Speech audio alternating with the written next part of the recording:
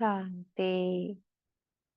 आज का विषय है बाप, टीचर और सतगुरु। यह तीन अक्षर याद करो तो अनेक विशेषताएं आ जाएगी। मीठे बाबा कहते हैं, जब हम उनको तीनों ही संबंध से याद करते हैं तो जो उनकी तीनों संबंधों की विशेषताएं हैं, वे विशेषताएं भी स्वयं में आ जाती है। अब वे विशेषताएं कौन सी है, किस प्रकार से कार्य करती है और किस प्रकार से उन विशेषताओं को स्वयं में धारण किया जा सकता है। पहले बात करते हैं बाप के संबंध से।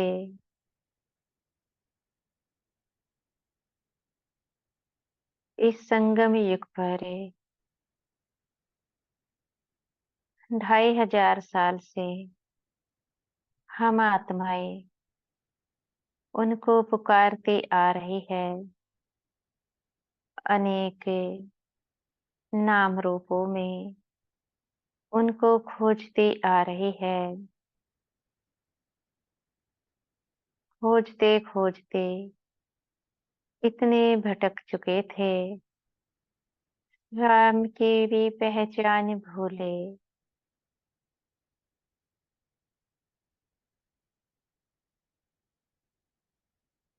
खोजते खोजते अंधियारे में भटक चुके थे, स्वयं को भी भूले, अपने पिता को भी भूले।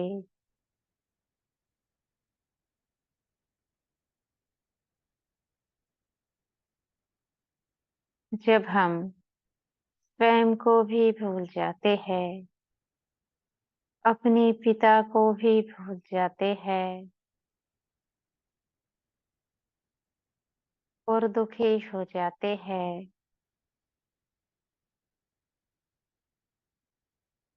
तब वह पिता इस साकारी दुनिया में आता है, हमें हमारी पहचान बताता है और स्वयं का परिचय देता है। हमारे दुखों को समाप्त करने आता है। अब जरा विचार करें, उनको कैसे मालूम हुआ कि हम इस दुनिया में दुखी हो चुके हैं।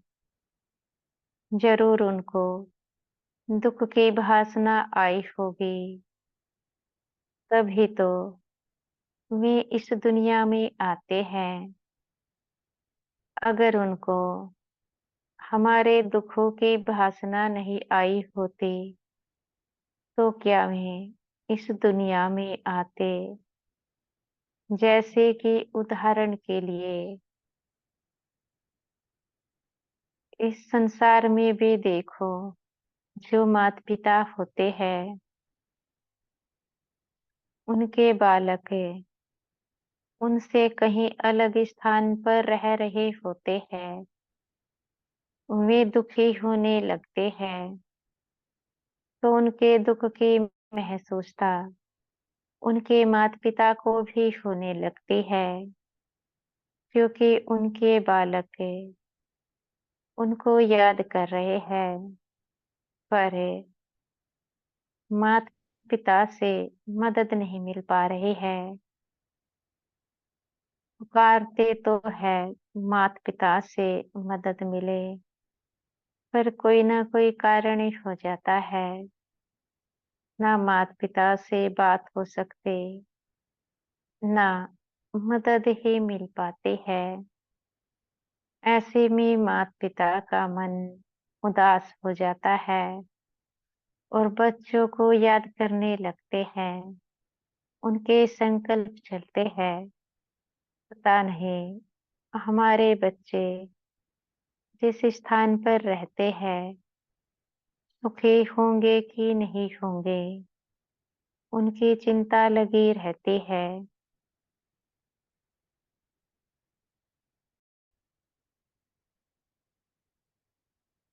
तो यह संबंध ब्लड का हो जाता है, क्योंकि वाइब्रेशंस कैच हो रही है। उसी प्रकार से बाबा के साथ सभी आत्माओं का ब्लड कनेक्शन है। जब आत्माएं दुखी होती है, उनको भी महसूसता होती है कि बच्चे दुखी है, और मैं अपने धाम को छोड़कर इस दुनिया में आ जाते हैं सबको सुख देने। और यहाँ पर देखते हैं बच्चों ने उनकी ही गलानी कर डाली है। पहली गलानी अपने पिता को ही भूल गए हैं। क्या उनका नाम है, क्या उनका रूप है। उनको सर्वव्यापी कह दिया है। कण कण में पत्थर टिक कर सब में उनको कह दिया है।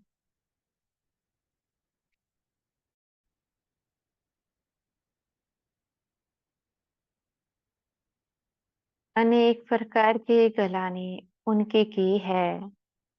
अगर भक्ति मार्ग में भी देखो, शिव शंकर को एक किया है, तो वहां पर भी कितनी गलानी शिव महापुराण में उनकी लिखी जाती है।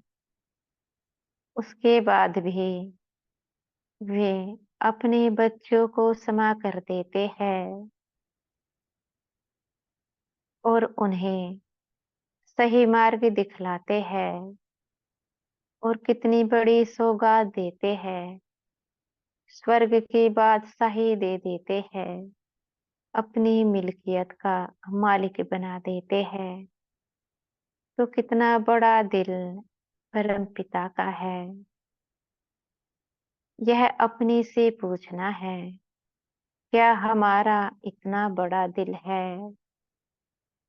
क्या हम स्वयं को इष्ट देवी देवता समझते हैं या नहीं समझते हैं? अगर अपने को 108 में देखते हैं, तो फिर बाप समान बनना पड़े। जो कर्म शिव बाबा ने किए हैं, अपने बच्चों को क्षमा किया है, उनको सही मार्ग दिखलाया है, वैसा ही कर्म हमें भी तो करना पड़े। किसी के संस्कार स्वभाव कैसे भी हो, हमें भी उनको क्षमा करना है, क्योंकि वे अपने इष्ट देवी देवताओं को भूले हुए हैं। जैसे कि हम परम पिता को भूल जाते हैं, उनकी गलानी करते हैं, ऐसे ही जो हमारे भक्त हैं, वे ब्राह्मण आत्माएं भी हो सकती है और भक्त आत्माएं भी हो सकती है, वे भी तो हमें भूले हुए हैं, क्योंकि हम साधारण वेश में हैं।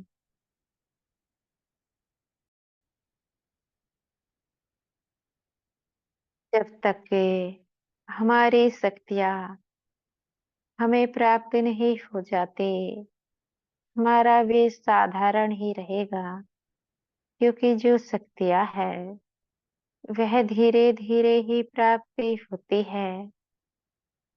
तब तक हमें क्या करना है? सभी की भूलों को क्षमा करना है। भूलों को क्षमा करने से अपनी शक्तियां बढ़ती हैं। भूलों को क्षमा करने से परम पिता समान बनते जाते हैं। यह अपने से पूछना है।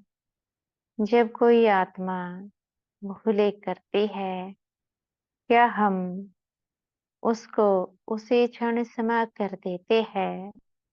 अगर क्षमा नहीं करते, मन में व्यर्थ चलता रहता है तो बाप समान नहीं हुए। ऐसे में क्या करना चाहिए? सेवा को बढ़ाना चाहिए, टीचर बन जाना चाहिए, जिससे कि हमारी सेवाएं शुरू हो सके और हम अपने मार्ग के विघ्न को समाप्त कर सके। टीचर कैसे बनना है? पहले तो मुरली को अच्छी रीति पढ़ना है, समझना है, मुरली मंथन करना सीखना है। एक एक पॉइंट्स को मंथन कर समझना है। जब तक मुरली पढ़ेंगे नहीं, चिंतन करेंगे नहीं, तो टीचर कैसे बन सकते हैं? अगर टीचर नहीं बनेंगे तो सेवाएं करेंगे कैसे? बगैर टीचर के सेवाएं हो सकती है क्या? अगर सेवाएं नहीं बढ़ेगी तो कैसे 108 में आ सकते हैं? 108 के विजयी रत्न में चारों ही सब्जेक्ट में पास होते हैं। यह स्वयं से पूछना है, क्या हम टीचर बनने योग्य कर्म कर रहे हैं या फिर नहीं करते हैं? अर्थात सेवा पर ध्यान देते हैं। अगर हम सेवा पर ध्यान देते हैं, मुरली को पढ़ते भी हैं, चिंतन भी करते हैं, बातों को धारण भी करते हैं, तो सतगुरु की स्टेज पर आ जाते हैं। सतगुरु जी क्या करते हैं? वे वरदान देते हैं। प्रतिदिन हमें मुरली में वरदान मिलता है। हमें उस वरदान का स्वरूप बनना होता है। तो जो वरदानी मूर्त आत्माएं होती है, वे अपनी अवस्था को किसी के संस्कार स्वभाव के प्रभाव में नीचे नहीं गिरने देती है।